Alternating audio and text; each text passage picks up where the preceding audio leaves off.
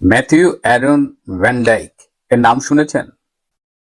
এত মানুষ থাকতে পৃথিবীতে ঠিক রোজার একদম শেষ পর্যায়ে এসে কেন আমি ম্যাথিউর কথা আজকে আপনাদের সামনে বলতে চাচ্ছি। পিলে চমকানো কাহিনী, শেষ পর্যন্ত সাথে থাকবেন। আজকে এটি আপনাদের সামনে বলব। আসসালামু আলাইকুম এবং আদাব। ম্যাথিউ অ্যারন ভ্যান ডাইক একজন মার্কিন নাগরিক, আরো স্পেসিফিক্যালি বললে বলা যায় যে একজন মার্কিন ভাড়াটে যোদ্ধা, সিআইএ অপারেটিভস, সিআইএ এর পক্ষে পৃথিবীর বিভিন্ন দেশে কাজ করেন। এই শতাব্দীতে যতগুলো রেজিম চেঞ্জের ঘটনা ঘটেছে, সিআইএ এর পৃষ্ঠপোষকতায়, মার্কিন সমর্থনে, এই যে আরব স্প্রিং বলেন, ইউক্রেনের রেভলিউশন বলেন, সিরিয়া, ইরাক কিংবা লিবিয়ার সরকার পরিবর্তনের কথা বলেন, ইভেন ভেনিজুয়েলা, আফগানিস্তান, এই সবখানে এই ম্যাথিউর নামটা জড়িত। কি কাজ করে ম্যাথিউ আসলে? তার কিছু বাহারি পরিচয় আছে। কখনো তিনি নিরাপত্তা বিশ্লেষক, কখনো যুদ্ধের বিশেষ সংবাদদাতা, ওয়ার করেসপন্ডেন্ট, কখনো আবার ডকুমেন্টারি ফিল্ম মেকার। এইসব নানান পরিচয়ের আড়ালে এই মানুষটা আসলে, তার একটা প্রতিষ্ঠান আছে যেটা বললে তার পরিচয়টা আরো স্পষ্ট হবে। Sans of liberty international, SOLI। এই সলির ওনার হলো এই ম্যাথিউ।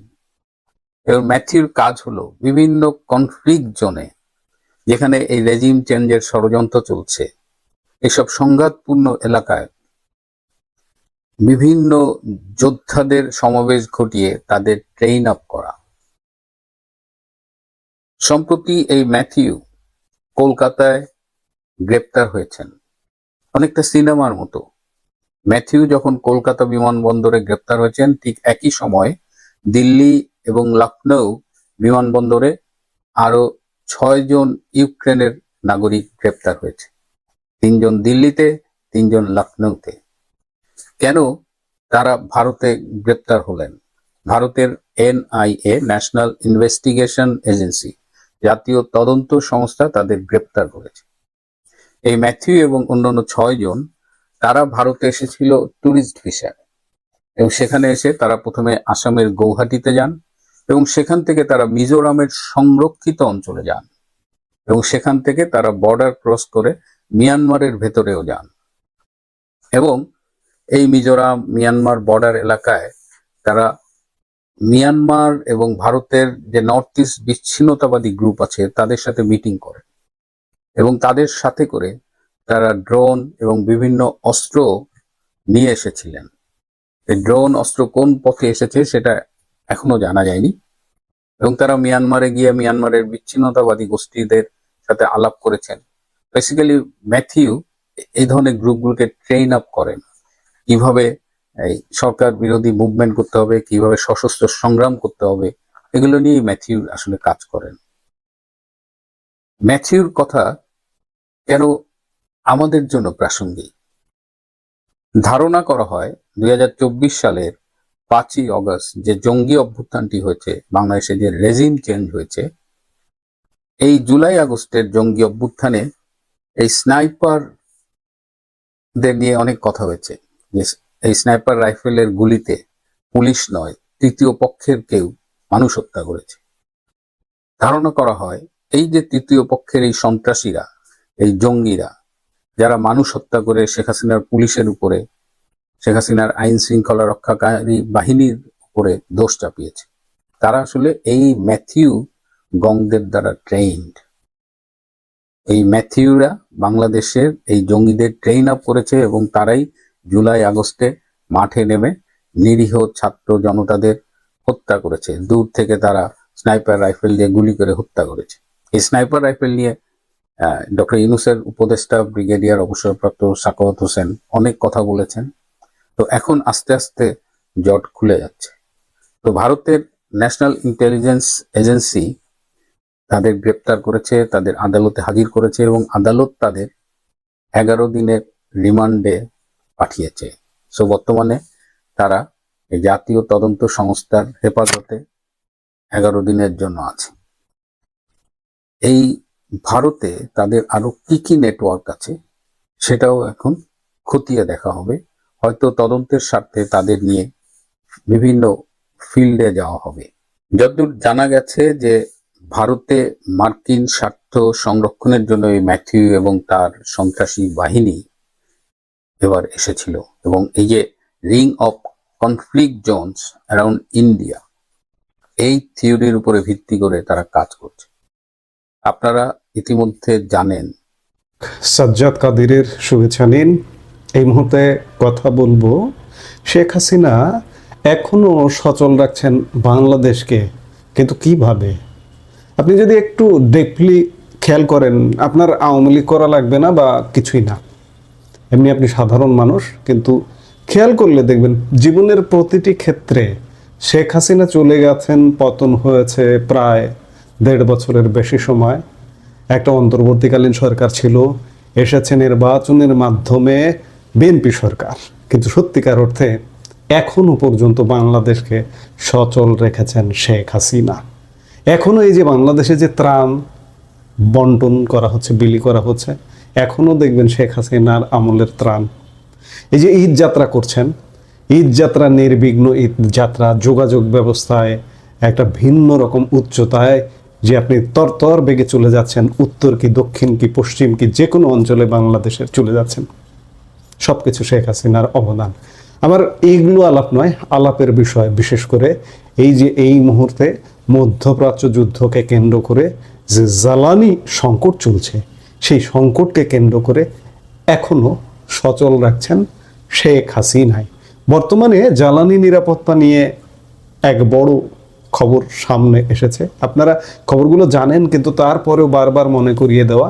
আপনারা হয়তো জানেন, বাংলাদেশের একমাত্র রাষ্ট্রীয় তেল শোধনাগার ইস্টার্ন রিফাইনারি পিএলসি বর্তমানে এক কঠিন সময়ের মধ্য দিয়ে যাচ্ছে, যেখানে মজুদ রাখা জ্বালানি দিয়ে আর মাত্র 20-22 দিন সচল রাখা সম্ভব হতো দেশের অর্থনীতির চাকা। ঠিক তখনই সাহায্যের হাত বাড়িয়ে দিয়েছে প্রতিবেশী দেশ ভারত। কিভাবে ভারত থেকে 10,000 টন ডিজেল বাংলাদেশে এসে পৌঁছালো? শেখ হাসিনা এবং নরেন্দ্র মোদীর সেই ঐতিহাসিক চুক্তির গুরুত্ব এখন কতটা? আর কেনই বা বাংলাদেশ চীন ও আমেরিকার পাশাপাশি ভারতের দ্বারস্থ হলো?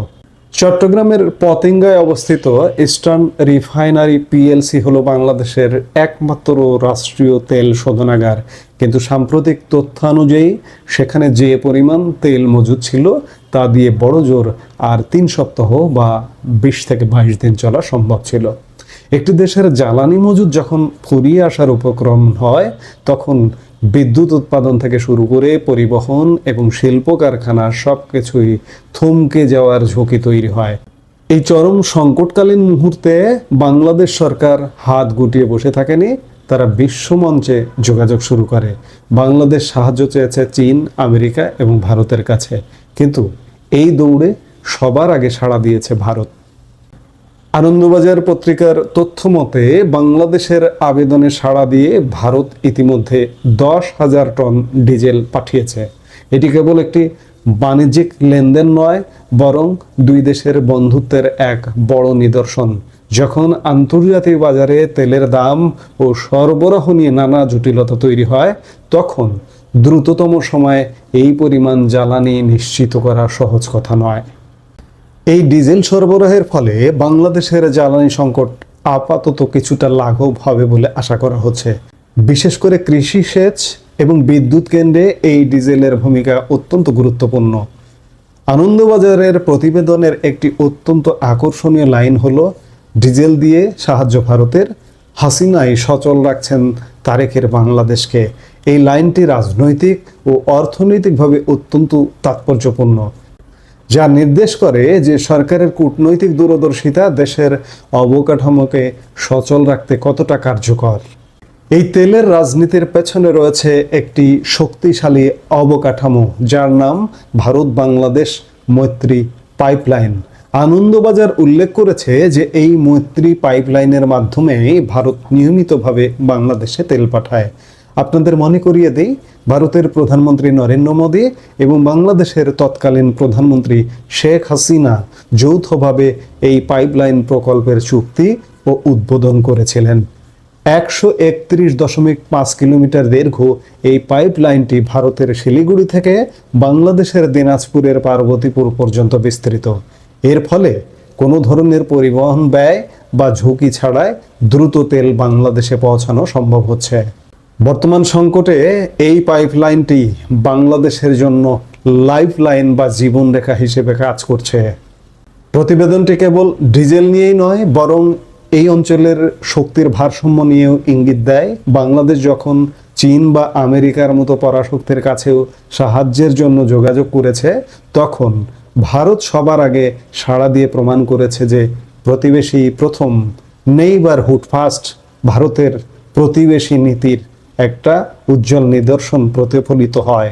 এ থেকে বোঝা যায় দক্ষিণ এশিয়ার রাজনীতিতে জ্বালানি ও সামরিক সহযোগিতা এখন একে অপরের পরিপূরক হয়ে দাঁড়িয়েছে।